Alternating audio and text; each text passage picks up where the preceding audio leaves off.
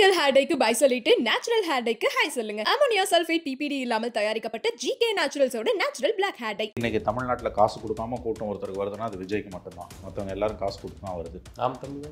நாம் தமிழருக்கு ஓகே, நாம் தமிழரையும் சேர்த்துக்கலாம். கரெக்ட். திமுகவோட பலமே அவங்களோட பணமோ அவங்கக்கிட்ட இருக்க மீடியாவோ இந்த அரசாங்கமோ கிடையாது. எதிர்கட்சிகளோட ஒற்றுமையின்மை, அதுதான் திமுகவோட பலம். எதிர்கட்சிகளுக்கு அரசியல் பண்ண துப்பு இல்லை, அது திமுகவோட பலம். துப்பு இல்லையா, தெரியலையா? துப்பு இல்லைன்றதுக்கு என்ன அர்த்தம்? அவர் கொரோனா காலத்தில் கூட அவங்க திமுக காரங்க சோண்டு அரசியல் பண்ணாங்க. இவர் ஒரு ஆள் தானே போறாரு, வேற யார் இருக்கா? விஜய் வந்தாருன்னா ஸ்வீப், அதில் எந்த சந்தேகமும் இல்லை. ஒன்றுபட்ட அண்ணா திமுக இல்லாமல் விஜய் வந்தாலும் அந்த கூட்டணி ஆட்சி மாற்றத்தை கண்டிப்பாக கொண்டு வரணும். தேர்தல் முடிஞ்சு இன்னொரு 5 வருஷத்தை தூக்கி திமுக கையில் கொடுத்தீங்கன்னா என்னெல்லாம் நடக்குன்றதை உங்கள் கற்பனைக்கு நான் விட்டுறேன். திமுகவை அவன் எதிர்த்தாலும் பிஜேபின்றது அயோக்கியத்தனமானது. திமுகவே பிஜேபியோட கூட்டணியில் இருக்குது. இதுக்கு என்ன சொல்லுங்கள்? திமுகவை எதிர்க்கிறவனெல்லாம் பி டீம் சொல்கிறவங்களுக்கு கொடுக்கக்கூடிய பதில் இதுதான். திமுகவே பிஜேபியோட பி டீம். அப்புறம் நீனா மற்றனை பார்த்து பி டீம். ஒன்று தாங்க எடப்பாடிக்கு. அவருடைய சமீபத்திய நடவடிக்கைகளை பார்த்தா தெரியும் நமக்கு. இந்த பிஜேபி அது இதெல்லாம் அந்த கதைலாம் வேணாம். இனிமேல் திமுக ஒழியணும், அண்ணா திமுக ஆட்சி. அதுக்கு என்ன வேணால் நான் செய்வேன். அந்த எல்லைக்கு அவர் போயிட்டார் ரொம்ப தெளிவாக. அதிகாரத்தில் பங்கெல்லாம் கூட கொடுப்பார், டெப்டி சிஎம் வரைக்கும் கூட கொடுப்பார். சொல்ல மாட்டார். திருமாவுக்கு நல்லா தெரியுங்க. அவர் ஏன் இப்போ அதீதமாக திமுகவை சப்போர்ட் பண்ணுறாரு. முந்தைய விட அவரோட போக்கில் ஒரு வித்தியாசம் தெரியுது. திருமாவோட போக்கு ரொம்ப அதிகமாக திமுகவை சப்போர்ட் பண்ணுறாரு. ஏன் சார் நீங்கள் திமுகவை சப்போர்ட் பண்ணுறீங்க? திருமா மீது நமக்கு நம்பிக்கை, பெரிய மரியாதைக்காக தான் காரணம். பிஜேபிக்கு பலியாகாத ஒரே தலைவர். நாடு முழுவதும் எத்தனையோ தலித் தலைவர்கள் பிஜேபிக்கு சீட்டு கட்டு முன்னால் சரிந்து விழுந்தார்கள். அவர் வேலை போகல. ஆனால் இன்னைக்கு திமுகவுக்கு வேலை போயிட்டுருக்கீங்களே, இதெல்லாம் என்னது பேச்சு? இதெல்லாம் நான் கேட்குறேன்.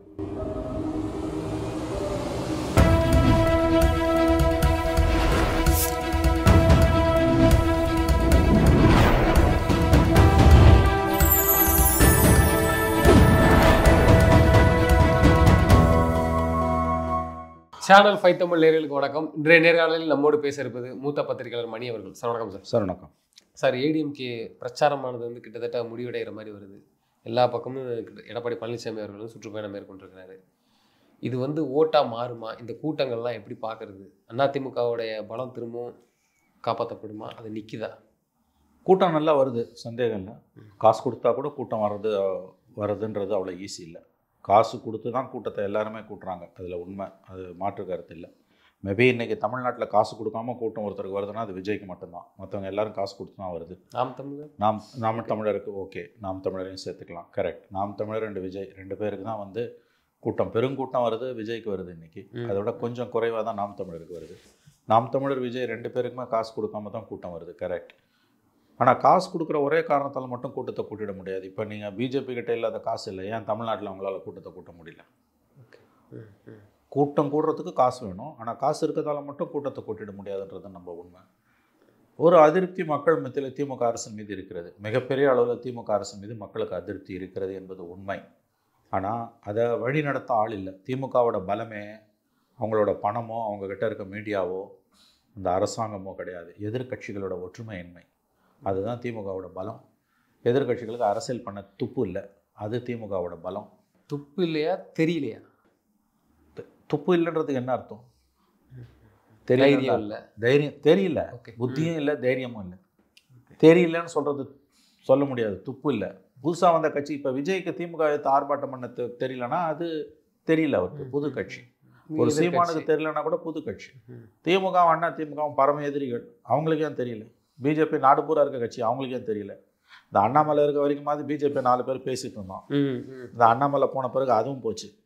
நல்லதோ கெட்டதோ அவர் அண்ணாமலை இருக்க வரைக்கும் தமிழ்நாட்டில் பிஜேபி ஒரு பேசுபடு பொருளாக வச்சுருந்தார். குக்கிராமம் வரைக்கும் பிஜேபியை கொண்டு போய் சேர்த்தார்.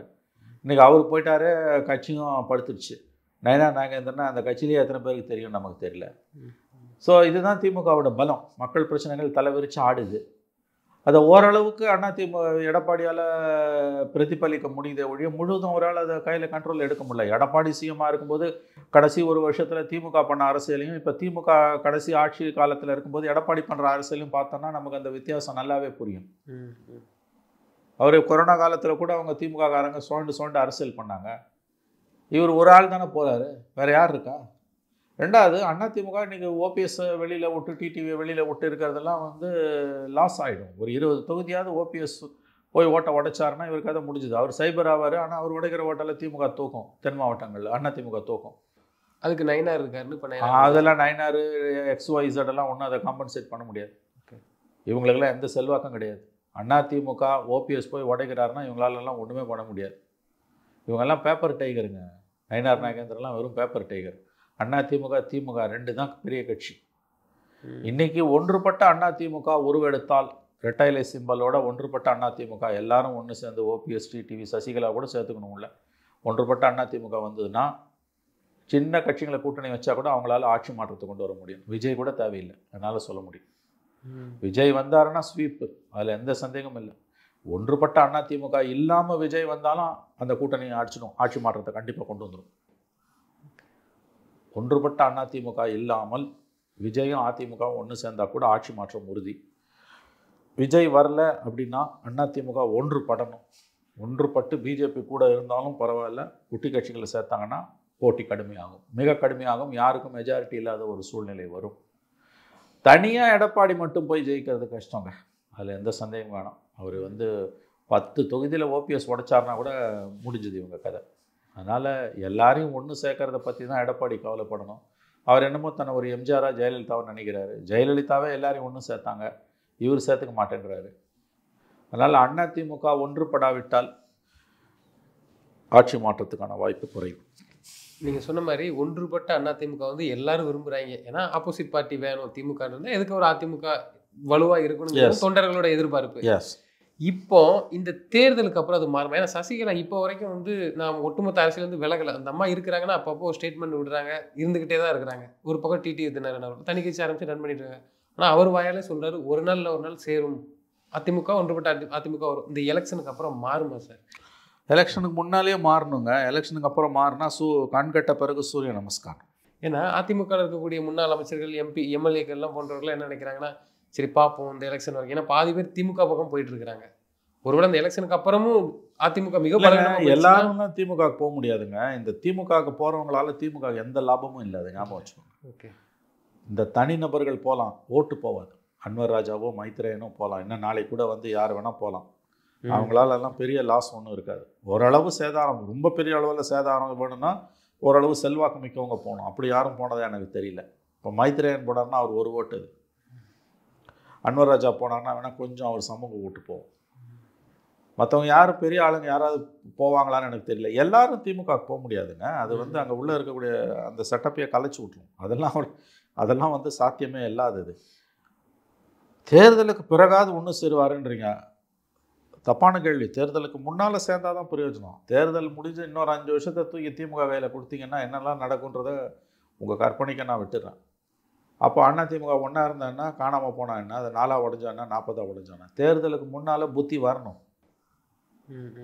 ஒன்றுபட்ட அதிமுக உருவெடுத்ததென்றால் நான் மறுபடியும் சொல்லுகிறேன், எல்லாரும் ஒன்று சேர்ந்து ஒன்றுபட்ட அதிமுக ரெட்டைலை சின்னத்தோடு ஒன்றா வந்ததுன்னா சின்ன கட்சிகளை சேர்த்து கூட ஆட்சி மாற்றத்தை உண்டாக்கலாம். இல்லை கடுமையான போட்டியை திமுக ஏற்படுத்தலாம். யாருக்கும் மெஜாரிட்டி இல்லாத முதல் முறையாக தமிழ்நாட்டில் தொங்கு சட்டமன்றம் அமையும்.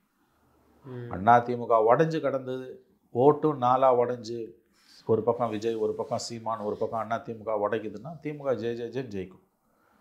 இந்த புத்தி அதிமுகவில் இருக்கவங்களுக்கு வரணும். ஒற்றுமையாக இல்லைன்னா கதை முடிஞ்சதுன்ற புரிதல் எடப்பாடிக்கு வராத வரைக்கும் அதிமுகவுக்கு விமர்சனம் கிடையாது. அதிமுகவில் இன்றைக்கி எடப்பாடியை தவிர அத்தனை பேரும் ஒன்றுபட்ட அதிமுக விரும்புகிறாங்க. அவர் மட்டும்தான் விரும்ப மாட்டேன்றாரு. அதனால தான் சிக்கல். இன்றைக்கி திமுக விசுரூபம் எடுத்துருச்சு, ஞாபகம் வச்சுக்கோங்க. இந்த திமுகவை வீழ்த்துறதுக்கு அவ்வளோ கஷ்டம், அவ்வளோ ஈஸியான வேலை இல்லை. ஏன்னு கேட்டிங்கன்னா, அவங்க முதல்ல அவங்கக்கிட்ட இருக்க பணம், 2வது அவங்கக்கிட்ட இருக்க மீடியா, 3வது அவங்கக்கிட்ட இருக்க அதிகாரம், அரசு இயந்திரம், 4வது எதிர்கட்சிகள் பிரிஞ்சு கிடக்கிறது, 5வது இது எல்லாத்தையும் விட, இந்த 4ஐயும் விட முக்கியமானது 5வது என்னென்னா, அடுத்து நாங்கள் தான் வரப்போகிறோம், 200 சீட்டுக்கு மேலே ஜெயிக்க போகிறோம், எதிர்கட்சி பலவீனமாக இருக்குது, 4 முனை போட்டியில் நாங்கள் தான் வரப்போகிறோம், 5 முனை போட்டியில் நாங்கள் தான் வரப்போகிறோம்னு ஒரு பிம்பத்தை அவங்க கட்டமைச்சிருக்காங்க. ஜெயிக்கிறத விட நாங்கள் தான் ஜெயிக்க போகிறோம் அப்படின்ற ஒரு பிம்பத்தை அவங்க கட்டமைச்சிருக்காங்கல்ல. ரொம்ப சக்ஸஸ்ஃபுல்லாக அந்த நேரேட்டிவை பில்டப் பண்ணி வச்சுருக்காங்க. அவங்களோட பலம், நம்பர் 1 பலம் அதுதான். பணபலமோ, மீடியா பலமோ, அதிகார பலமோ, எதிர்கட்சிகளோட ஒற்றுமையின்மையோ எல்லாம் கூட எனக்கு தெரிஞ்சு கீழே தான். நம்பர் 1 பலம் அவங்கள பொறுத்த வரைக்கும் அந்த நெரேட்டிவை பில்டப் பண்ணுறாங்க. நாங்கள் தான். இது யாருமே பண்ணாதது. கருணாநிதி, ஜெயலலிதா கூட பண்ணாததை இவர் பண்ணிகிட்ருக்காரு ஸ்டாலின். அது அவங்களோட அந்த ஊடக பலத்தை வச்சுக்கிட்டு, விளம்பரத்தை வச்சுக்கிட்டு, எல்லாமே விளம்பர மாடல் கவர்மெண்ட்டு தானே இது. அதை வச்சுக்கிட்டு அவங்க இன்றைக்கி மக்கள் மத்தியில் பதிய வச்சது. இப்போ ஆட்சி மாற்றம் வேணும்னு விரும்புகிறவங்க கூட என்னங்க இப்போ யாருக்கு போட்டு என்னங்க அவங்க தாங்க வரப்போகிறாங்க அப்படின்ற ஒரு சோர்வுக்கு வந்து விட்டார்கள். அதுதான் திமுகவோட பலம். நம்பர் 1 பலம் திமுகவோட பலம். நாங்கள் தான் ஜெயிக்க போகிறோம், எதிர்கட்சி ஒன்றுமே இல்லை, விழுந்து கிடக்குது, எங்களை எதிர்க்க ஆளே இல்லை, கண்ணு கட்டி தூரம் வரை எதிரிகளே இல்லைன்னு ஜெயலலிதா சொன்னால் தான் இன்றைய நிலைமை என்ற ஒரு பிம்பத்தை, தோற்றத்தை அவங்க கட்டமைச்சிருக்காங்க. அதுதான் அவங்களோட பலம். இல்லை, அதிமுக பிரச்சாரத்தை வந்து கிட்டத்தட்ட ஸ்டார்ட் பண்ணி ஆரம்பித்து போயிட்டு போகிறாங்க. இன்னும் தேர்தலுக்கு கேப் இருக்குது. இன்னும் திமுக அவங்க பிரச்சாரத்தை ஆரம்பிக்கலை. அது எந்த மாதிரி ஆரம்பிப்பாங்கன்ட்டு எல்லாத்துக்குமே தெரியும். மெயினாக பாஜக விமர்சித்து இதோட சேர்ந்துட்டார்கள், இனி அவ்வளோதான் தமிழ்நாடு, இதை சொல்லியே வாக்கு கேட்குற மாதிரி தான் இருக்குது. சுச்சுவேஷன் பார்க்குற போனால் அப்படி தான் தெரியுது.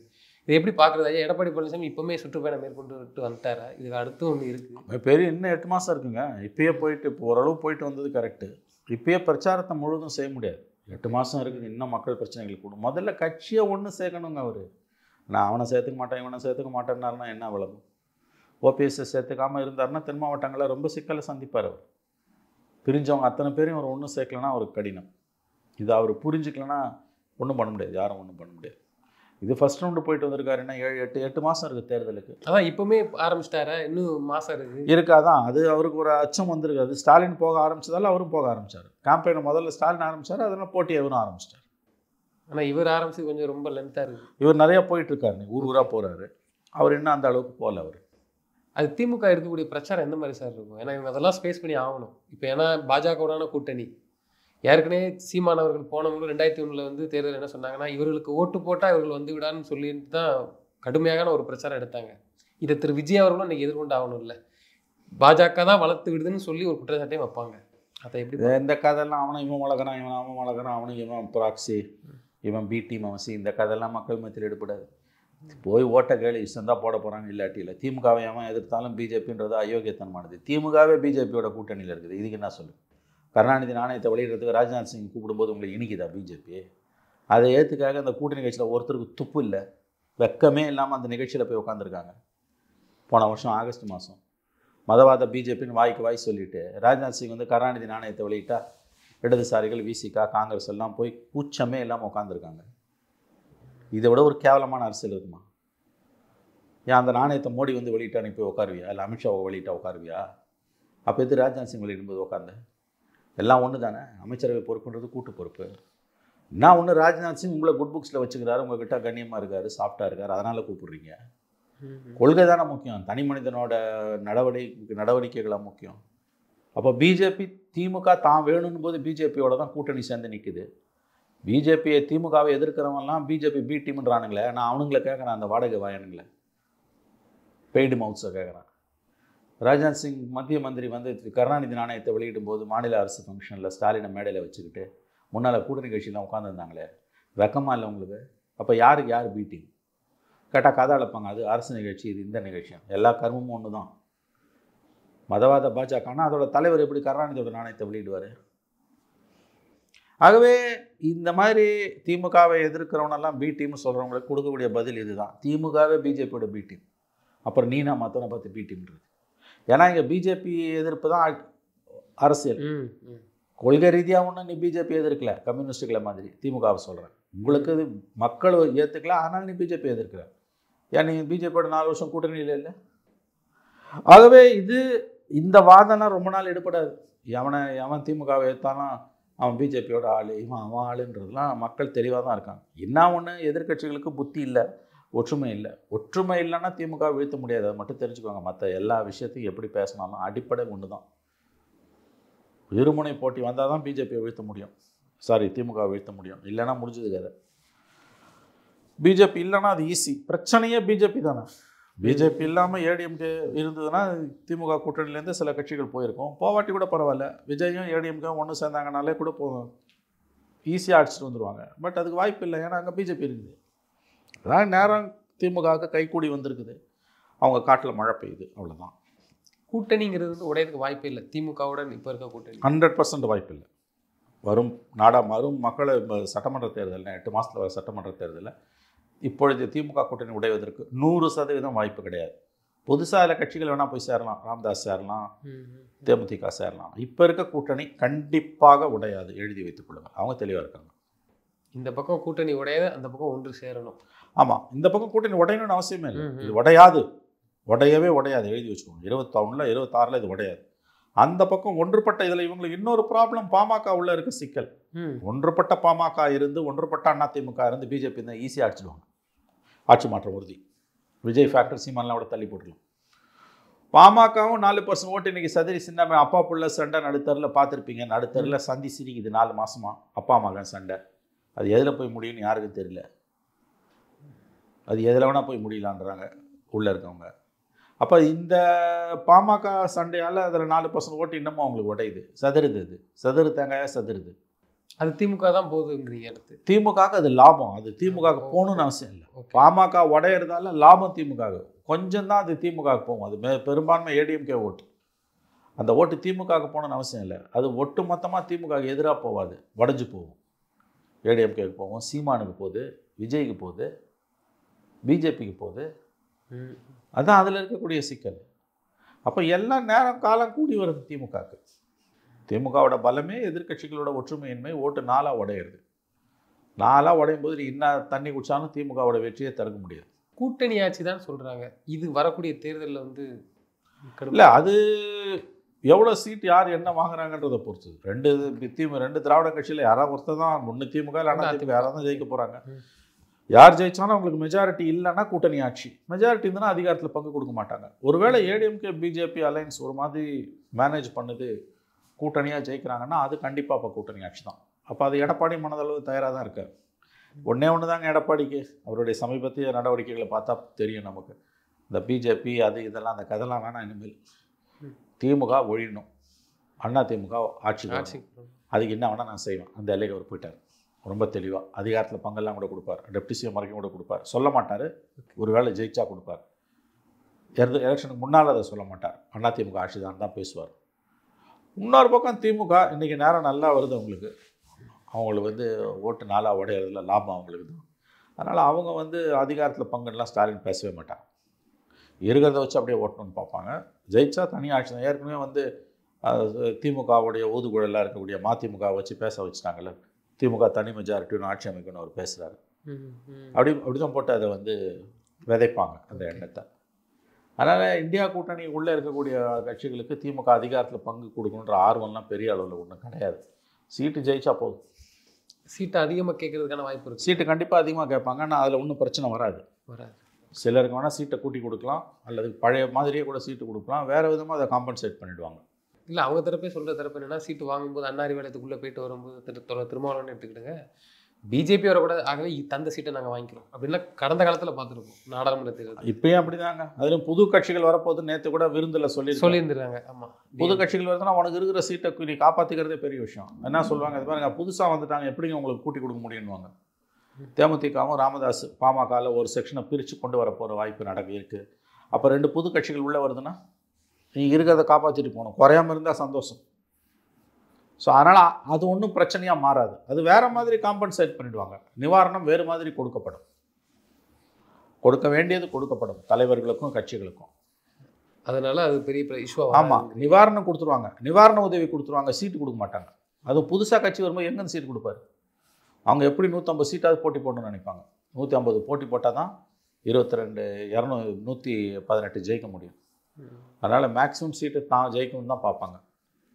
அதனால் கூட்டணி கட்சிகளுக்கெல்லாம் கடந்த முறை கொடுத்ததை விட கூடுதலாக கொடுக்க வாய்ப்பே கிடையாது. ஹார்டாக பார்கெயின் பண்ணுவாங்க. இஷ்டம் இல்லைன்னா இருங்கன்ற லெவலில் கூட வருவாங்க.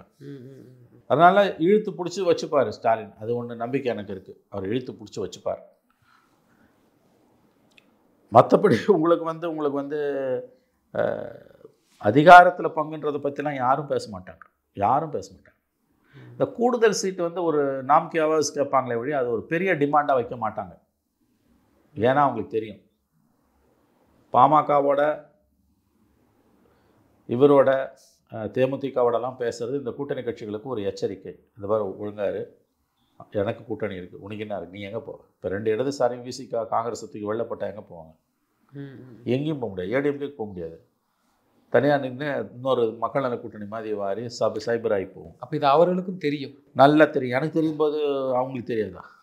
கூட்டணி கட்சி தலைவர்களுக்கு நல்லா தெரியும். இது இந்த பாயிண்ட் ஆஃப் வியூலையும் பார்க்கலாமா? இப்போ விசிகா எடுத்துக்கிட்டிங்கன்னா திமுகவோடு இருந்தால் தான் விசிகாவுக்கும் ப்ளஸ்ஸு, திமுகவுக்கும் plus. Yes, 100% you are right. 2 பேருக்கும் ஒன்றா இருந்தால் தான். இது டைவர்ஸில் போச்சுன்னா 2 பேருக்கும் ஆபத்து. இந்த உறவு தொடர்வது, இந்த தாம்பத்தியம் தொடர்வது தான் 2 பேருக்கும் நன்மை என்பது 2 தரப்புக்கும் தெரியும். ஒருவேளை நாம் விவாகரத்து கோரி போவோமே ஆனால் 2 தரப்புக்கும் நஷ்டம் ஏற்படும் என்பது 2 தரப்புக்கும் தெரியும். நீங்கள் இதை நன்றாக புரிந்து கொள்ள வேண்டும். திருமாவுக்கு நல்லா தெரியுங்க. அவர் ஏன் இப்போ அதீதமாக திமுகவை சப்போர்ட் பண்ணுறாரு. முந்தைய விட அவரோட போக்கில் ஒரு ஒரு ஒரு வித்தியாசம் தெரியுது. திருமாவோட போக்கில் இப்போ ரொம்ப அதிகமாக திமுகவை சப்போர்ட் பண்ணுறாரு. ஏன் சார் நீங்கள் திமுகவை சப்போர்ட் பண்ணுறீங்க? உங்களுக்கு என்ன வந்தது? என்ன கூட்டணி ஆட்சியா? எலெக்ஷன் எங்கேயோ கிடக்குது, இப்போ போய் எதுக்கு திமுக முட்டு கொடுக்குறீங்க? தூய்மை பணியாளர்கள் பணி நிரந்தரம் தேவையில்லைன்னு சொல்கிற நேரமா இது? அது என்ன மாதிரி புரிந்து கொள்ளப்படும்? எவ்வளோ ஒரு தவறான கருத்து அது. சண்முகம் தெளிவாக அதுக்கு விளக்கம் கொடுக்குறாரு. இது தொழிலாளர் நலனுக்கு எதிரானது. அந்த தொழிலில் அவங்க இருக்கணும்னு யாரும் விரும்பலை. ஆனால் அந்த தொழில் ஒன்று இருக்க வரைக்கும் அதில் இருக்கவனுக்கு நிரந்தரமான பணி பாதுகாப்பு வேணும். பணி பாதுகாப்புக்கும் நிரந்தரத்துக்குமான வித்தியாசம் கூட அவருக்கு புரியல. அந்த தொழிலில் யாரும், அந்த தொழில் செய்யக்கூடியவர்கள் யாரும் அவங்க குழந்தைங்க அந்த தொழிலுக்கு வரணும்னு விரும்ப மாட்டாங்க. அப்படி இருக்கும்போது அவங்க எப்படி அதுலேயே இருக்குன்னு விரும்புவாங்க? வேறு வழி இல்லாமல் இருக்காங்க. வேறு வழி இல்லாமல் இருக்கவனுக்கு பணி பாதுகாப்பு கொடுக்கலன்னா அவனை தூக்கி தெருவில் போகிறத இவர் ஆதரிக்கிறாரா? கஷ்டப்பட்டு இப்படி ஒரு பதிலை சொல்லி திமுக முட்டு கொடுக்கும். எக்ஸாக்ட்லி. கஷ்டப்பட்டு, ரொம்ப கஷ்டப்பட்டு கண்டுபிடிச்சிட்டார் இவர். கண்டுபிடிச்சி இந்த பதிலை வந்து அவர் திமுகவுக்கு கொடுக்குது. திமுகவை இதை விட மோசமாக திமுகவை காப்பாற்றுற வேலையை செய்ய முடியுமான்னு எனக்கு தெரியல. இது வந்து அவர் ரொம்ப அம்பலப்பட்டு போகிறார். ரொம்ப அதிர்ச்சிகரமாக இருக்குது திருமாவோட நடவடிக்கை. 14 ஆண்டுகள் பிஜேபி ஆட்சியில் பிஜேபிக்கு வேலை போகாத ஒரு தலைவர் திருமா, அதில் சந்தேகம் இல்லை. மகிழ்ச்சி, வாழ்த்துக்கள். திருமா மீது நமக்கு நம்பிக்கை, பெரிய மரியாதைக்கு அதான் காரணம். பிஜேபிக்கு பலியாகாத ஒரே தலைவர். நாடு முழுவதும் எத்தனையோ தலித் தலைவர்கள் பிஜேபிக்கு சீட்டு கட்டு முன்னால் சரிந்து விழுந்தார்கள். அவர் வேலை போகல. ஆனால் இன்னைக்கு திமுகவுக்கு வேலை போயிட்டுருக்கீங்களே, இதெல்லாம் என்னது பேச்சு? இதெல்லாம் நான் கேட்குறேன். கடுமையான, கடந்த 10 நாட்களாக மிக கடுமையான விமர்சனத்துக்கு அவர் உள்ளாகி கொண்டிருக்கிறார். பணி நிரந்தரம் வேணும்னு கேட்கும்போது, எல்லாரும் கேட்கும்போது பணி நிரந்தரம் செஞ்சால் அந்த தொழில் அப்படி என்ன? இது என்ன கண்டுபிடிப்பு? புது கண்டுபிடிப்பு. யாராவது ஒருத்தர் அந்த எந்தாவது ஒரு காலகட்டத்தில் அந்த தொழிலை பண்ணிட்டு தான் இருப்பாங்க. அந்த தொழில் மொத்தமாக அழிய போகிறதில்லை. அவங்களுக்கு பணி பாதுகாப்பு வேணுன்றது ஒரு நியாயமான தொழிலாளர் நலன் அக்கறை இருக்கக்கூடிய ஒரு கருத்து. இவர் நான் சமூக நீதி கண்ணோட்டத்தில் பார்க்குறேன். அது வந்து அவங்கள அதே தொழிலை இருக்க வைக்கும்போது எவ்வளவு அபத்தமான ஒரு கருத்து அது. இது திமுகவுக்கு எவ்வளோ நன்மை பயக்கும்? இப்போ கூட்டணி கட்சி திமுகவுக்கு சொம்படிக்குது, ஜாலரா போடுது. மக்கள் மன்றம் தான் இதில் தான் தான் வாக்கு வங்கி அவர் இழக்கிறார். அது தேர்தலில் தெரியும், கண்டிப்பாக தெரியுங்க. அவருடைய அதீதமான திமுக ஆதரவு போக்கு விசிகாவின் ஆதரவு தளத்தை, விசிகாவின் வாக்கு வங்கியை சிதறடித்து கொண்டிருக்கிறது. வரும் தேர்தலில் மக்கள் தக்க பாடம் திருமாவுக்கும் விசிகாவுக்கும் புகட்டுவார்கள். அவர்கள் தங்கள் போக்கை திருத்திக் கொள்ளாவிட்டால். திமுகவை ஆதரிக்க வேண்டிய விதத்தில் ஆதரிங்க, ஆதரிக்க வேண்டிய நேரத்தில் ஆதரிக்க வேண்டிய இஷ்யூவில் நீங்கள் ஆதரிங்க, தப்பே கிடையாது. எல்லாத்துக்கும் போய் நீ திமுக முட்டு கொடுக்க முடியாது. திமுக அரசுக்கு எப்படி நீ முட்டு கொடுப்ப? நீ திமுக அரசுக்கு முட்டு கொடுக்குற, திமுக கூட முட்டு கொடுக்கல. ஒரு அப்பட்டமான மக்கள் விரோத காரியத்தை செய்து திமுக அமைதி வழியில் போராடின தொழிலாளர்களை அடித்து பஸ்ஸில் ஏற்றுறான். ஜெயலலிதா கூட செய்யாத காரியம் அது. அமைதி வழியில் போராடினவங்கள. இன்னொரு விஷயம் எல்லாரும் பேசுகிறாங்க, திமுக கெட்ட பேரை சம்பாதிக்கிறதுக்குள்ள திருமாத்தெல்லாம் வந்து விடியுது. உண்மை. திமுகவோட தவறுகளுக்கு திருமாவும் சிபிஎம்மும் சிலுவை சுமக்கிறார்கள். என்ன அப்போ எதுக்கு அதில் சுமக்கிறீங்கன்ற நான் எப்போ பார்த்தாலும் கூட்டணி கூட்டணி கூட்டணி கூட்டணி பற்றி இப்போ என்னங்க கவலை உங்களுக்கு? அது எலெக்ஷன் டைமில் பேச வேண்டியதுங்க. இன்றைக்கி அரசாங்கத்தை எதிர்த்து இடித்துரைக்க வேண்டிய விதத்தில் இடித்துரைக்காமல் அப்படியே மெல்லிய மயில் கால வண்டி கொடுத்துட்டு உட்காந்துருக்கீங்க. அப்பப்போ அதிமுகவே சொல்லிக்கிடுவாரு, அதிமுக நல்ல கட்சி, ஆனால் அவர் சேர்ந்த இடம் சரியில்லை, இதுவும் சொல்லிக்கிறாங்க. இதெல்லாம் போகிறேன். அப்போ உங்களுக்கு போகணும்னு ஆசை, கூப்பிட்டப்பெல்லாம் போலையே. அதனால் இது வேலைக்காகாது. தன் வாக்கு வங்கியை திரும்ப வெகு விரைவாக இழந்து கொண்டிருக்கிறார். நிச்சயமா சார். தொடர்ந்து தங்களது கருத்துக்களை பயன்படுத்த. நன்றி சார். நன்றி சார்.